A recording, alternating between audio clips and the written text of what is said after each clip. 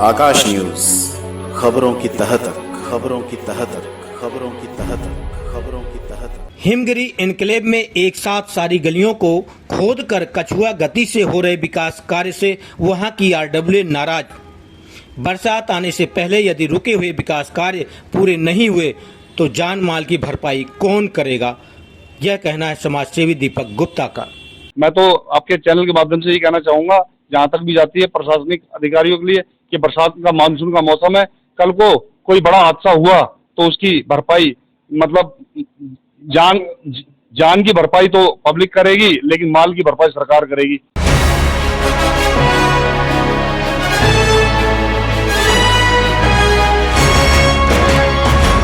बुराड़ी विधानसभा के हिमगिरी एन्क्लेव में इन दिनों विकास कार्य चल रहा है।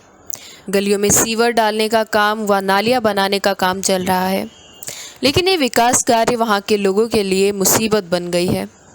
स्थानीय आरडब्ल्यू के पदाधिकारियों ने कहा कि ये विकास कार्य कछुआ गति से होने की वजह से लोगों को भारी मुसीबतों का सामना करना पड़ रहा है। वहीं समाज सेवी व पूर्व विधानसभा प्रत्याशी दीपक गुप्ता ने भी इस कछुआ गति से चल रहे विकास कार्य से नाराजगी जाहिर की और संबंधित एजेंसियों को आग्रह किया कि भारी बारिश होने से पहले इन गलियों का काम पूरा किया जाए। तो ये सच कह रहे हैं, कोई इसमें झूठ तो है ही नहीं। फरवरी के महीने में यहाँ की समस्या चालू हुई। यहाँ पे हमारे विधायक जी संजीव झा जी ने इसका उद्घाटन किया फरवरी में। उसके बाद उन्होंने कहा था कि एक गली टूटेगी और वो बनेगी और आगे काम चालू होगा, लेकिन क्या हुआ, पूरी कॉलोनी खोद मारी। 1 नंबर से 5 नंबर गली तक की बुरी हालत है। आज पैदल चलना दुर्भर हो गया है। सीवरेज 1.5 से 2 फुट उठा दिए हैं। 25 से 30% मकान डाउन हो गए हैं। बरसात का पानी घरों के अंदर घुस रहा है, बेचारे परेशान है। नालियां बंद हो चुकी हैं। आप पेप्सी रोड वाले रोड को देखेंगे तो 2-2.5 फुट गली नाली उठा दी है।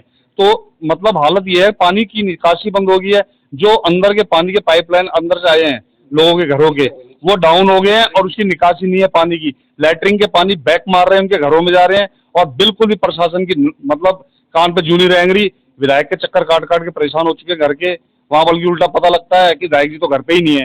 तो कॉलोनी का क्षेत्र का ध्यान दे विधायक साहब, और कॉलोनी ही वोट दे के आपको जिता के लाई है। तो आज हालात इतने बद से बदतर हो गए कॉलोनी के, आप खुद सर्वे करेंगे ना, आपको अपने आप दिखाई दे जाएगा कि मैं झूठ बोल रहा हूँ सच बोल रहा हूँ।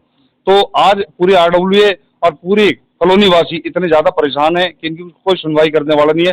और उन्होंने विधायक को, पार्षद को, एमपी को, कमिश्नर को, डीसी को, एसएचओ को, सबको लेटर लिख के दिए आरडब्ल्यू, लिखित में राइटिंग के अंदर सारी चीजें। तो उसके बावजूद भी किसी से आज तक कोई कार्रवाई नहीं करी है। तो मैं तो आपके चैनल के माध्यम से ये कहना चाहूंगा, जहां तक भी जाती है प्रशासनिक अधिकारियों के लिए, कि बरसात का मानसून का मौसम है, कल को कोई बड़ा हादसा हुआ तो उसकी भरपाई मतलब जान की भरपाई तो पब्लिक करेगी, लेकिन माल की भरपाई सरकार करेगी। तो इसके लिए बड़ा अनुरोध है कि समय से पहले, बरसात आने से पहले ये सड़कों की हालत ठीक हो जाए ताकि कॉलोनी वासी जी सकें। धन्यवाद। वहीं आरडब्ल्यू के पदाधिकारियों ने अपनी नाराजगी जाहिर करते हुए कहा कि हमने विधायक से लेकर एलजी तक शिकायत की, लेकिन कोई सुनवाई नहीं हुई। पदाधिकारियों ने कहा कि जल्द से जल्द इस विकास कार्य को पूरा किया जाए।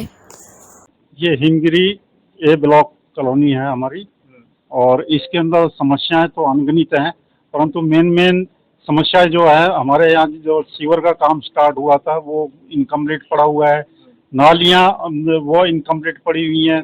घरों में लोगों के पानी घुस रहा है, जबकि इसके लिए हमने प्रशासन को और विधायक महोदय जी सबसे रिक्वेस्ट करके थक चुके हैं, परंतु अभी तक कोई भी किसी के कानों पे जूं नहीं चली कि जो हमारी इन समस्याओं का समाधान करने के लिए और हमारी हेल्प करे। जी, कहाँ शिकायतें की आपने? शिकायतें हम पहले तो विधायक महोदय जी के पास में जाते रहे। विधायक जी के यहाँ जब हमें न्याय नहीं मिला तो हमने एलजी साहब को चिट्ठी लिखी, जिसकी कॉपियाँ हमने चीफ सेक्रेटरी साहब और अपना DC civil line zone Delhi नगर निगम और अपना एसएचओ महोदय, अपना दिल्ली जल बोर्ड के एक्शन साहब, चीफ इंजीनियर साहब और फ्लड के एक्शन साहब, इन सबको हमने मेल करके कुछ को मैनुअल जाके सबमिट कराई है अपनी एप्लीकेशन में। क्या रिस्पांस रहा इसका? रेस्पॉन्स कोई कहीं से भी फ्रूटफुल रेस्पॉन्स नहीं मिला। उसके बाद में हम एक्शन दिल्ली जल बोर्ड से पर्सनली मिले जाके, उनके वहाँ पे भी एप्लीकेशन लगाई। उसके फर्दर फ्लड वाले एक्शन साहब से पर्सनली मिले, वहाँ से भी जब हमें रेस्पॉन्स नहीं मिला तो फिर हमने उनसे अपना पर्सनली दोबारा से मिलने के लिए गए 15 दिन के बाद में। तो तब उन्होंने उनसे हमारी बात, फिर वो ऑफिस में नहीं अवेलेबल थे तो फ़ोन पे बात हुई। फ़ोन पे उन्होंने कहा कि जी आपकी कॉलोनी में हम जल्दी से जल्दी काम स्टार्ट करवाने वाले हैं। तो उसके बाद में हमारे यहाँ कॉलोनी में काम स्टार्ट हुआ नालियाँ बनाने का, परंतु अभी तक वो नालियाँ अधूरी पड़ी हैं क्योंकि जो लेबर लगी हुई है उस लेबर ने 1 महीने के अंदर 15 दिन काम किया तो 15 दिन छुट्टी की, जिसकी वजह से हम अभी बीच में लटके पड़े हैं। कुछ घर हमारे जो कॉलोनी के नीचे पड़े हुए हैं जिनके अंदर नालियाँ बंद होने की वजह से पानी भी उनके घरों में एंटर कर रहा है। हमारे हिमगिरी ए ब्लॉक विकास समिति का मैं जॉइंट सेक्रेटरी हूँ। मेरा नाम बाबूलाल है। ये मैं देख रहा हूँ ये गलियों में सीवर तो डला हुआ है लेकिन ढक्कन नीचा कर दिया है, कैसे निकल रहे हैं, कैसे निकलना होगा? नहीं, ये हमको तो अभी तक पिछले फरवरी महीने से आज तक यही नहीं मालूम है कि क्या ड्राइंग है, कैसे बनाएंगे, कितना ऊंचा बनाएंगे। जो आता है अपनी मर्जी से बना के चला जाता है और हम लोग बुजुर्ग लोग और बच्चे लोग, लेडीज लोग इतने परेशान है कि चलने में भी हमें तकलीफ होती है। क्या कुछ रिस्पॉन्स रहा एमएलए की तरफ से या और भी जो ये फरवरी महीने से हमको एमएलए साहब ने बुला के ठेकेदारों को बुला करके बात की थी कि भाई आपकी कॉलोनी का सीवर लाइन और ये सड़क का और ये काम उद्घाटन शुरू कर दिया गया है। पहले शुरू में 3 गलियां 3 नंबर 4 नंबर 5 और 5A का काम करते हैं, तो उसमें वो एक एक गली को करेंगे। पहले सीवर लाइन डालेंगे, उसके बाद में उस पर सड़क डालेंगे, नाली बना देंगे। बाद में जब एक गली का हो गया तो दूसरी गली बोले कि नहीं पहले दूसरी गली का भी सीवर लाइन डलवाओ, फिर तीसरी गली का भी डलवाओ, उसके बाद में नाली का काम और ये सड़क का काम हम शुरू करेंगे। फरवरी के बाद में 4 महीने बाद जब ये 2 महीने में बन के तैयार हो गई सीवर लाइन, तो उसके बाद कोई 2 महीने तक कोई रेस्पॉन्स नहीं कि जी लेबर नहीं है जी, ठेकेदार के पास ये नहीं है जी, और हम लोग बस परेशान होते रहे।